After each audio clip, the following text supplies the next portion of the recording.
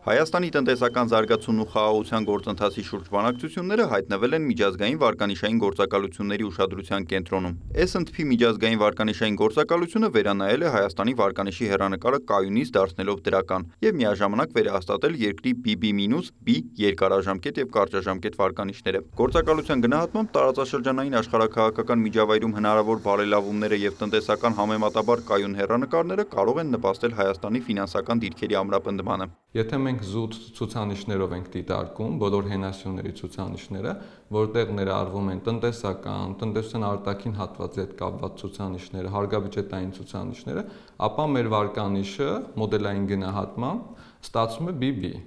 Եվ իրանք մեկ նիշով որակական գնահատման իջացնում են, հաշվի առնելով այն ռիսկը, որ իրենք դեռևս տեսնում են էսկալացիայի ռիսկ տարածաշրջանում եւ մինչեւ դա չառարկայացվի, այսինքն իրենք դա դրական ուղղությամբ չեն փոխելու։ S&P-ն կանխատեսում է, որ 2026-2029 թվականներին Հայաստանի տնտեսական աճը տարեկան միջինում կկազմի շուրջ 5%, որին կնպաստեն ներքին պահանջարկը, մասնավոր ներդրումները, շինարարության եւ ծառայությունների ոլորտների ակտիվությունը։ Բյուջեի դեֆիցիտը 2026-29 թվականներին աստիճանաբար կնվազի, հասնելով ՀՆԱ-ի 3.3%-ին։ Դրական փոփոխության հիմնական շեշտադրումները քաղաքական պատճառներ ունեին, դրանք պայմանավորված են խաղաղության գործընթացով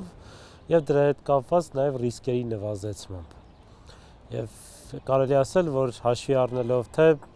մեր ներքին պարտքի շուկայում, թե արտաքին պարտքի շուկայում Հայաստանի տոկոսադրույքների փոփոխությունները, կարելի ասել, որ այս արձանագրումները սպասելի էր։ Կարևորվել է, որ Հայաստանի միջազգային պահուստները հասել են 5.2 միլիարդ դոլարի։ Գործակալությունը կանխատեսում է, որ այս տարի գնաճը կլինի 3.2%-ի շրջանակում։ Գնահատականը հետևանք է,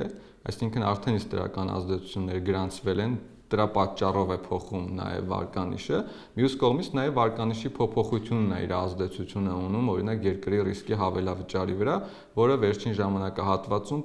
աստիճանաբար նվազել է։ Օգուտները որն են, երբ որ մեր երկիրը դառնում է ավելի ոչ ռիսկային, դա հնարավորություն է տալիս ինչպես պետությանը, այնպես էլ մասնավոր հատվածին ավելի էժան միջոցներ ներգրավել դրսից։ Բացի այդ, նաև ներդրումային ընդհանուր միջավայրն է փոխվում դեպի դրական։ Ներդրողները, որոնք Հայաստանում գումար պետք է դնեն կամ պարտք տան, այսպիսի փոփոխությունները ազդակ են համարում, նշում է փորձագետը։ Հավելելով, սա վկայում է, որ աստիճանաբար չեզոքանում են ռիսկերը։ Զեկույցում անդրադարձ կա նաև սպասվող խորհրդարանական ընտրություններին։ Նշվում է, որ դրանք կարևոր փորձություն են քաղաքական կայունության համար։ Վերջին հարցումները ցույց են տալիս, որ վարչապետ Նիկոլ Փաշինյանը եւ Քաղաքացիական պայմանագիր կուսակցությունը շարունակում են առաջատար դիրք գրավել։ Միևնույն ժամանակ ընդդիմությունը մնում է խիստ մասնատված, ընդգրկելով նախկին իշխանության հետ կապված գործիչներին, ազգայնական խմբերին, եկեղեցու հետ կապված գործիչներին։ Հիմնական սպասումն այն է, որ նոր կառավարությունը կշարունակի կենտրոնանալ Ադրբեջանի հետ լիարժեք խաղաղության համաձայնագրին հասնելու վրա եւ չի չեղարկի նախկինում ստանձնած պարտավորությունները պոպուլիստական պատճառներով, նշվում է զեկույցում։ Էդգար Աղաբեկյանի խոսքով տրամաբանական է, որ գործակալությունը առաջնային տեղ է տվել քաղաքական գործընթացներին։ Քանի որ խաղաղության գործընթացից է կարելի ասել կապված Հայաստանի որոշ գործընկերների հետ հնարավոր զարգացումները, մասնավորապես նաև Թուրքիայի հետ սահմանների բացումը, այդ հնարավորությունները կարելի ասել են տնտեսական զարգացումները, որոնց վրա դա կարող է ազդել, բնականաբար վարկանշավորողի կողմից դիտարկվում է դրական տնտեսական աճի նպաստող, հետևաբար այդ քաղաքական գործընթացները իրենց հիմքում ունեն տնտեսական որոշակի ֆունդամենտալներ, հետևաբար այդ քաղաքական գործընթացը ուղղակի քաղաքական ստորագրությունների մակարդակում փոփոխությունները չեն, այլ դրանց հետ կապված տնտեսական փոփոխություններ, որոնք կարող են պայմանավորված լինել թե արտաքին առևտրի մասով, թե տնտեսական աճի